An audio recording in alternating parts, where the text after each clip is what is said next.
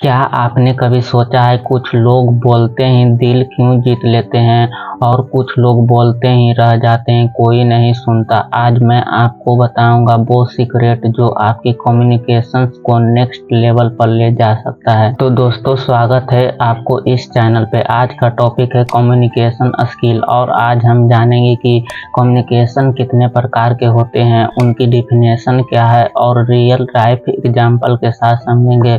तो चलिए सीधा टॉपिक पे चलते हैं। ओके, फर्स्ट ऑफ ऑल समझते हैं व्हाट इज कम्युनिकेशन, यानी कि कम्युनिकेशन क्या है। कम्युनिकेशन मतलब सिर्फ बोलना नहीं होता। कम्युनिकेशन का मतलब होता है अपनी बात को इस तरह से शेयर करना कि दूसरा बंदा एग्जैक्टली वही समझे जो आप कहना चाहते हैं। एग्जाम्पल के जरिए समझते हैं। कम्युनिकेशन यानी कि मैसेज भेजना प्लस में समझना। ओके, अब आता है टाइप्स ऑफ कम्युनिकेशंस के बारे में। तो पहला आता है वर्बल कम्युनिकेशन।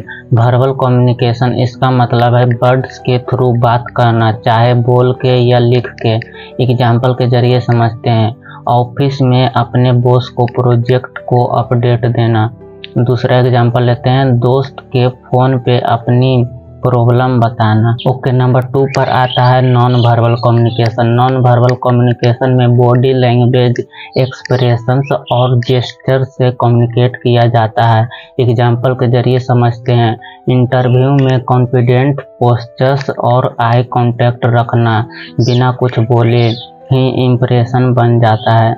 नंबर 2 पर एग्जाम्पल लेते हैं, किसी के दुख में उनके कंधे पर हाथ रखना, कोई शब्द नहीं पर मैसेज क्लियर हो जाता है। ओके, नंबर 3 पर आता है रिटन कम्युनिकेशन। रिटन कम्युनिकेशन में ईमेल, लेटर या मैसेज के जरिए अपनी बात को लिखना पड़ता है। एग्जाम्पल के जरिए समझते हैं। HR को ईमेल भेजना और नंबर दूसरा एग्जाम्पल ले लेते हैं, व्हाट्सएप पे क्लाइंट को प्रपोजल भेजना। ओके, नंबर 4 पर आता है विजुअल कम्युनिकेशन। विजुअल कम्युनिकेशन में जब आप इमेजेस, वीडियोज, चार्ट्स या ग्राफ्स से अपनी बात को प्रेजेंट करते हैं।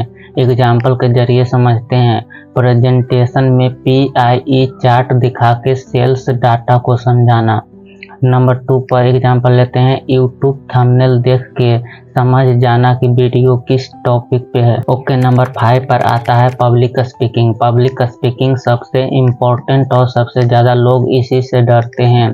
पब्लिक स्पीकिंग मतलब एक इंसान एक बड़े ग्रुप के सामने क्लियरली और कॉन्फिडेंटली अपनी बात रखना चाहे, स्टेज हो या क्लासरूम हो या ऑफिस मीटिंग। एग्जाम्पल के जरिए समझते हैं। स्कूल या कॉलेज में स्टेज पर स्पीच देना, सबकी निगाहें आप पे है और आप अपनी बात कॉन्फिडेंटली बोल रहे हैं। दूसरा एग्जाम्पल लेते हैं, टेड टॉक या सेमिनार में कोई एक्सपर्ट अपने एक्सपीरियंस से हजारों लोगों को इंस्पायर कर रहा है। यही है real public speaking. Public speaking में 3 चीज़ें सबसे ज़्यादा मैटर करती है। पहला क्लैरिटी, बात सीधी और क्लियर होनी चाहिए।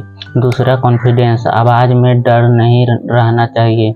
तीसरा कनेक्शंस, ऑडियंस को कनेक्ट कीजिए, सिर्फ बोलते मत जाइए। गाइज, एक बोनस टिप देना चाहता हूँ। कम्युनिकेशंस का सबसे बड़ा दुश्मन है डर, और ये डर खत्म होता है सिर्फ एक चीज से, प्रैक्टिस। घर पे आईने के सामने बोलिए, दोस्तों के सामने बोलिए, रोज थोड़ी प्रैक्टिस बड़ी डिफरेंस लाती है। तो गाइज, आज हमने सीखा 5 टाइप्स ऑफ कम्युनिकेशंस। पहला वर्बल, दूसरा नॉन वर्बल, तीसरा रिटन, चौथा विजुअल, देन पब्लिक स्पीकिंग।